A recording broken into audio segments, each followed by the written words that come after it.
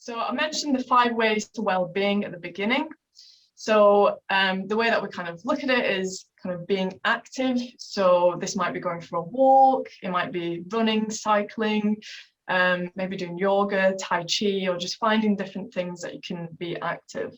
So there's proven links between good physical health and in terms of reducing stress, depression, anxiety, and also reducing cognitive decline as well. So it also increases self-esteem, your self-confidence, kind of your alertness, mood, energy. So lots of different benefits to just getting out in the fresh air and being able to do kind of a bit of physical activity as well. So taking notice, so for me, I mentioned journaling, but there's lots of other ways you can take notice.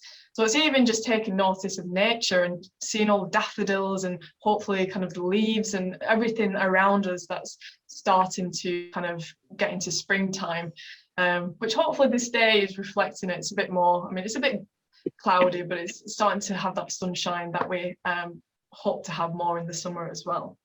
And taking notice helps us to stop dwelling in the past, catastrophizing about the future. It helps us to stay present and kind of notice what kind of our own bodies and kind of our minds.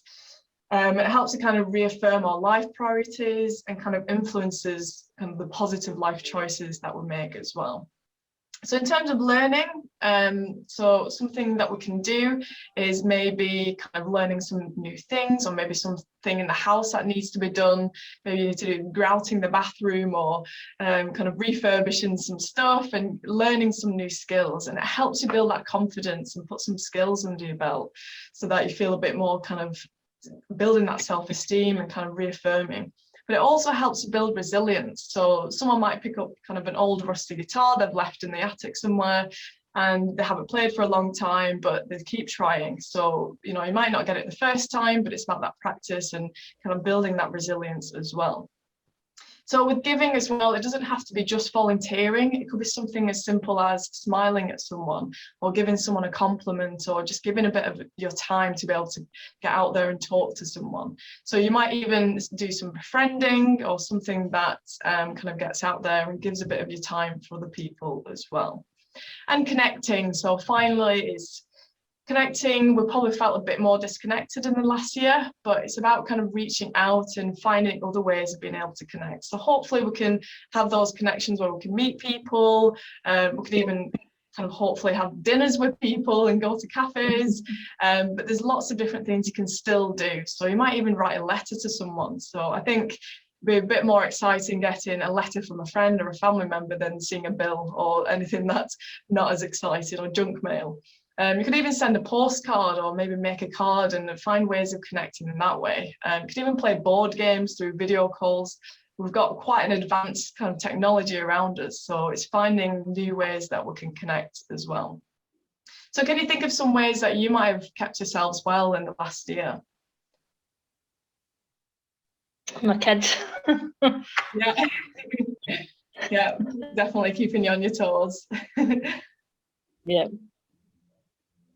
Any other things that you can kind of think, or maybe things you want to try in the future? I think I've been doing a lot of reading.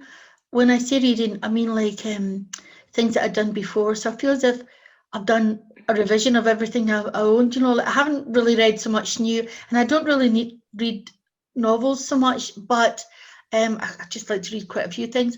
But I feel as if I've done like a revision of my whole library type of thing, which has been good because it's things that I own and I have that I'd forgotten about. So I think going through your own stuff and, I don't know, well, even cleaning out your wardrobe as well type of thing, you know, clothes you forgot you had and blah, blah, blah. That's been quite a good thing. It's had a quite settling feeling within your own house, within your own stuff, if you know what I mean. It's quite nice to kind of recycling a lot of those different things and reusing them. Just you know, to be aware of what you've actually got, you know, even if it's tidying cupboards even, you know what I mean, just that type of just going over everything has been quite a comfort to me, I think, you know. Yeah, absolutely. Yeah. Amy, you mentioned also Zoom. So yeah, making use of kind of Zoom and brilliant. Different things and connecting with people, and so we're quite advanced, I think, as far as kind of species go, to be able to connect with people despite kind of our surroundings. And I think we're quite resilient as well. So we're being able to adapt and change, and we'll continue to keep changing and being resilient in the things that we do. So we've overcome this past year, and we're still continuing and kind of powering through as well. Any other things people do to keep themselves well?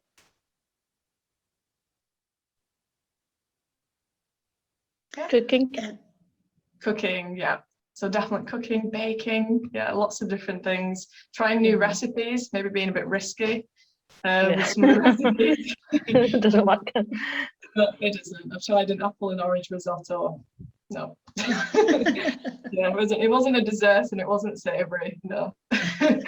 So too risky there.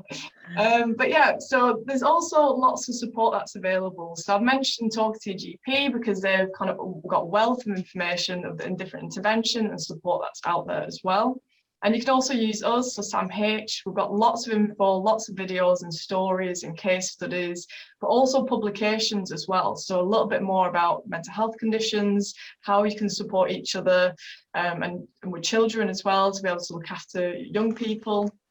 And you also have the NHS, lots of self-help resources, but also lots of information that we haven't really got too much into this session, but that can tell you a lot more about symptoms and causes around there as well.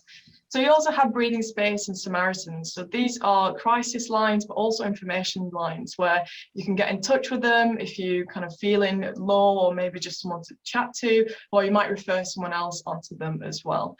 But I will have lots more resources available as well, so I can signpost them onto you, so then you've got all of the different things that are in the community as well. But yeah, so thank you. It's been great having you and having your great contributions and ideas.